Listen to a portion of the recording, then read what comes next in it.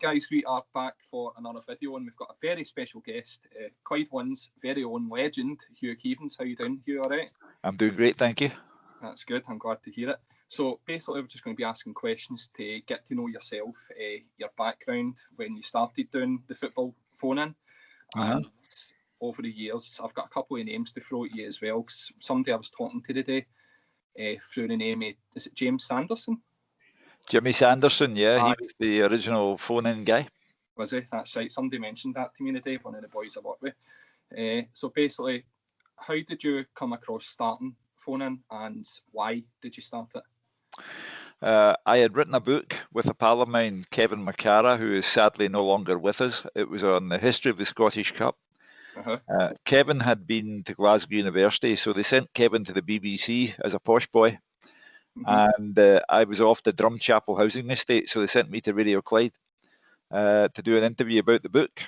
And I did it at Hampden Park with Richard Park, who was the original Super Scoreboard presenter. And on the Monday, I got a telephone call from Paul Cooney, who was another man who started off Super Scoreboard. And he said, we'd like you to come in for a chat.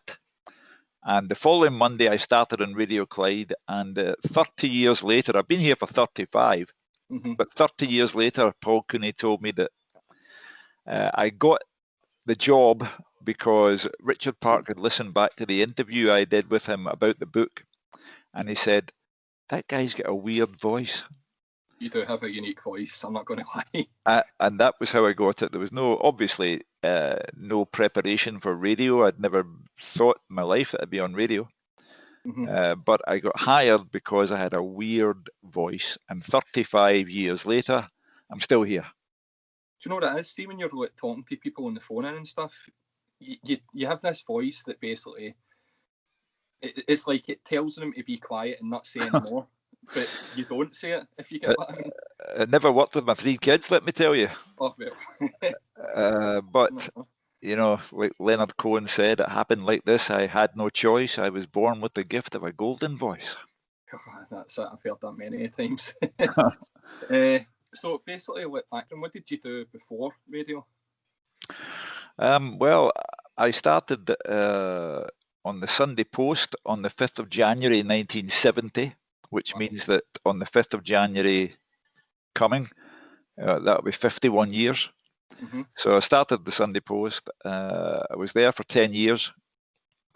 I went to the Scotsman newspaper in 1980. I was there until 1997. Then I went to the Sunday Mail and subsequently to the Daily Record. And they made me redundant about 6 years ago. So I had a long, back in the Sunday Mail now at their request to do a column, but I had a long newspaper career, and into that came the radio career in 1985. So see, when you done with newspapers and stuff, was it all sports column based? Always. I've been very fortunate. I've never worked a day in my life. Well, it still is working, but I know what you mean. It's something that you've obviously very passionate about. Do you know what I mean? So very passionate. My brother-in-law used to say to me, "You're the luckiest guy I know. You go to your work every day with a smile on your face," because he used to put tarmac down on the roads, and he was doing proper work. Aye. Well, every work's different, do you know what I mean? But at the end of the day, as long as you're happy in your job, that's the main thing. But everyone's designed for different things, I'd personally say. Do you know what I mean? Yeah. You need radio presenters as much as you need other people. So thank you. That's the way to see it, do you know what I mean? So what do you do in your spare time then, apart from it? Not really a great deal of spare time. When you, I love music. Music is my passion, apart from all this stuff. What kind of music do you listen to? Everything. I love Bob Dylan, Van Morrison, Leonard Cohen. I love Tony Bennett. I just love I love the Hollies. I've been to see the Hollies. I'm a child of the '60s, so the bands who were big in the '60s, I love all that. And I've been to see Tony Bennett 3 times, and I just love music. Aye. And did you ever I did the. Oh, sorry, continue yourself first. No. When I did the video, Merry Christmas from Clyde 1, which I seen yesterday. I was going to say. And Jim Kerr, he's been. I've known Jim for years. Been to see Simple Minds as well. So I just love all that, Oh, definitely. That's it. Do you know what I mean? You need to have your passions outside of football as well. Did you ever play football when you were younger and stuff? I remember that, when I left school, I worked in the civil service for a year and a year and a half, and then I went into newspapers. And when you go into newspapers, that takes all of your Saturdays away. So I played football at primary school at St. Peter's in Partick, and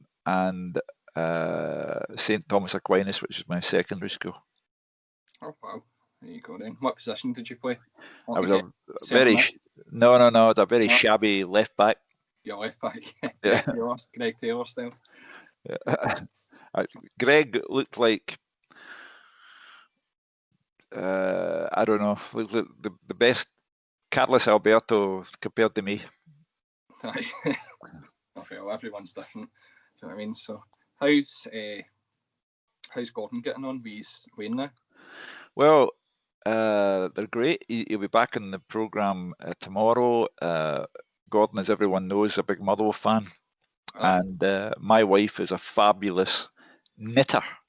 So she knitted the baby, we didn't know at the time, boy or girl, but knitted the baby the full Motherwell kit.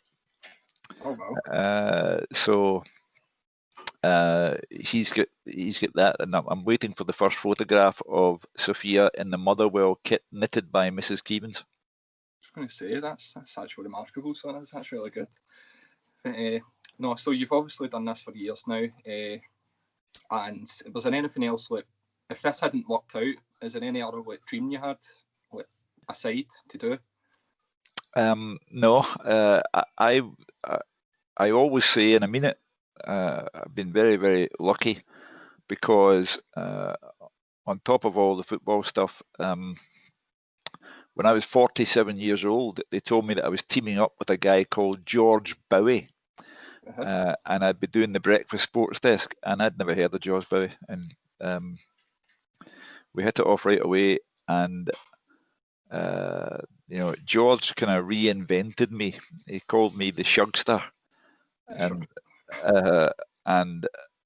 it kind of started off me going in another direction.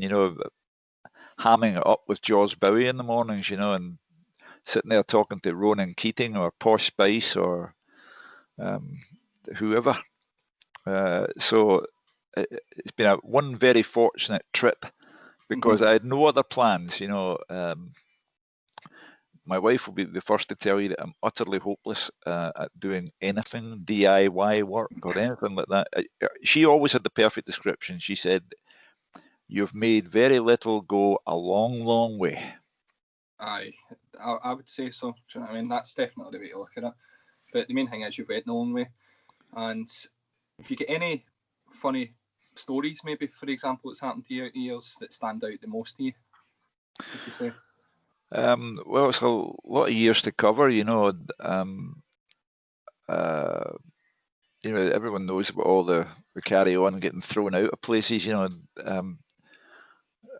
Forever getting thrown out of Celtic, and the run-ins with just about everybody. Really, the famous one was Scott Brown, of course, when I thought he was going to put me in Loch Lomond. But for Paul Hartley, I think I might have gone into Loch Lomond. He came along at just the right point to end our discussion. By that time, Scott Brown's nose was right up against mine, and I thought, I really am going into Loch Lomond here. What was that for, sorry? I'd written something which he didn't like, and he said to me, it was a Scotland gathering at Loch Lomond, and He said, I want a word with you. And I said, of course. And he said, outside. So I went outside, and he started to get pretty hyper, as Bruni can. Yep, that's true. So you get closer and closer and closer, and Paul Hartley came along just at the moment when I thought, oh, I'm in trouble here. And I remember saying to Paul, yes, take him away, Paul, otherwise my next phone call will be to Dermot Desmond. Now, if my life depended on it, I couldn't phone Dermot Desmond because I have no idea what his number is. But I thought it was a good finishing line, just to... definitely, yeah. But basically like that step uncle or something. But my knees were knocking together and my bottom lip was trembling by that time. So, but we can laugh about it. In this game, if you have an opinion, whether it's a spoken opinion on radio or a written opinion in the newspaper, the person that you have said something about, maybe of a critical nature, they're going to come after you. So you're never going to win. It's never a win situation. Do you know what I mean? Whatever you say, there's always going to be someone that thinks otherwise. Do you know what I mean? That's just the way football works. Yeah. I mean, I don't get upset about it. I don't get upset about anything at all now. But it's an occupational hazard. I'm always saying that the biggest rows I've had, the marks out of 10 in the newspaper, football players get incredibly wound up about marks out of 10 for some reason. So I had plenty of rows over that. But Bruni was the best row. And as I say, we've laughed about it since. Good. And, whether it's Scott Brown or anybody else or any other team, it's business. It's not personal. It's business. That's what I do for a living. Of course, that's it. And if you get any weird facts about yourself that no one else would know? Other than being 71 years old. Weird facts. Went to the same primary school as Billy Connolly. Oh, did you? Used to know Billy well back in the day in Partick. Oh, wow. There was a pub in Partick called the Quarter Jill. Right. And Billy Connolly drank in there, and we both, as I say, had gone to the same school, and then he'd gone to secondary school. He was older than me, but he'd gone to secondary school with my two cousins. But I had gone to a brand new secondary school later on, which had been built by then. But I used to meet Billy and we'd have a drink in the Quarter Jill, and I used to go back and say to my wife, I met Billy Connolly in Partick. My face is sore. And he made you laugh that much that your facial muscles became sore. He's an absolute character. Well, my mother used to work in a pub in Partick, and she always said that Billy Connolly's dad was the best tipper in Partick. There you are. Okay. That's pretty much the end of the call. Guys, thanks for tuning in. Be sure to make sure you always check into Clyde One Super Scoreboard to listen to you. And phone in with your opinions. And hit that subscribe button. Thanks, guys.